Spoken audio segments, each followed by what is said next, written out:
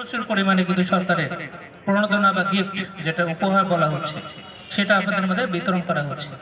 তো সরকারের এই বিতরণের উদ্দেশ্য কি? যেমন আমাদের 2021 সালে যখন কোভিড-19 দেখা দেয়, যখন সারা বিশ্ব বিপর্যস্ত, অনেক জায়গায় খাদ্যের অভাব দেখা দিয়েছে, সেখানে কিন্তু আমাদের এই বাংলাদেশে শুধুমাত্র আমাদের এই কৃষক ভাইদের জন্যই কিন্তু আমাদের খাদ্যের কোনো ঘাটতি দেখা দেয়নি, তাই না? তো আমরা কখনোই একটা ধারণা করা হচ্ছিল যে আমাদের মঙ্গা বা একটা খাদ্যাভাব দেখা দিতে পারে, দুর্ভিক্ষ দেখা দিতে পারে। সেক্ষেত্রে কিন্তু আমাদের দেশ এই দিক দিয়ে মোটামুটি নিরাপদ ছিল, যে তাদের কোনো খাদ্য ঘাটতি দেখা দেয়নি। কারণ আমাদের কৃষক ভাই যারা রয়েছেন তারা খুবই পরিশ্রমী, তারা পরিশ্রম করে ফসল ফলান, নিজ উদ্যোগে অনেক কিছু করেন। পাশাপাশি সরকার কিন্তু আপনাদের এই উদ্যোগগুলোকে আরো উৎসাহিত করার জন্য বিভিন্ন ধরনের এই প্রণোদনা দিয়ে থাকে, অল্প টাকায় বিনামূল্যে কোনো কোনো ক্ষেত্রে এটা করে থাকে, সার বিতরণ করে থাকে। তো আমি আশা করব এখান থেকে যে উপহারগুলো দিবে, এই উপহারগুলো আপনারা যেন প্রত্যেকে আপনারা গিয়ে যার যার জমিতে এগুলো পুঁতবেন বা আপনারা আবাদ করবেন।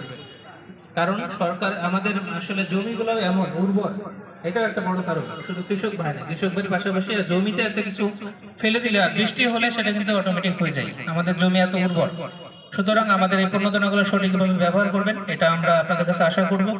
এবং আমরা আশা করছি যে এখানে যেহেতু আপনারা উপকার ভোগে এসেছেন কষ্ট করে, সঠিক উপকার ভোগে এসেছেন বলে আমি মনে করি, বা বাসাটা সঠিক আছে। এরপরে আমাদের কৃষি উপসহকারী যারা আছেন, আপনারা ঠিক মতো এটা আবাদ করছেন কিনা, চাষবাস করছেন কিনা, এটা তারা নজরদারি করবে, দেখাশোনা করবে। এটা আমাদের প্রকৃত কৃষকরা যেন এটা সফলভোগী হয়। আপনাদের যাতায়াতের জন্য আমরা পর্যাপ্ত কাজ করার চেষ্টা করছি, অবকাঠামোগত উন্নয়ন, ফসল যেন সহজেই তুলতে পারেন। আপনারা জানেন যে আমাদের ভোলাহাট বা চাপাই এটা আমের ব্র্যান্ডিং বা আমের সবচেয়ে বেশি ফসল হয়ে থাকে। এই ফসলটা আম গাছের মাঝামাঝিও আপনারা কি করতে পারবেন, বা প্রতি জমিতে চাষাবাদ করতে পারবেন। সুতরাং বিভিন্ন দপ্তরের দপ্তর প্রধানগণ, আমার সহকর্মীবৃন্দ, ভোলাহাটের বিভিন্ন প্রান্ত থেকে আগত সম্মানিত কৃষক কিষানী ভাই বোনেরা, সুধীবৃন্দ, সাংবাদিকবৃন্দ, সবাইকে জানাচ্ছি সালাম, আসসালামু আলাইকুম।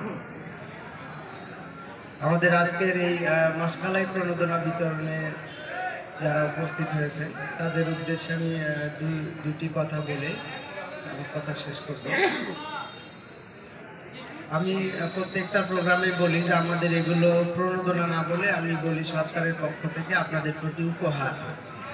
আমরা আপনাদেরকে একটা ফসল উপহার দিতে চাই, যে ফসলটা আপনি আবাদ করে খাবেন। আমরা প্রায় বিভিন্ন জায়গায় নানা রকম অভিযোগ শুনি যে এই ফসলটা আপনারা নিয়ে গিয়ে চাষ করেন না, বিক্রি করে দেন, ইত্যাদি ইত্যাদি। তো ভোলাহাটে এটা হয় কিনা আমি এখন পর্যন্ত বাস্তবে প্রমাণ পাইনি। আমি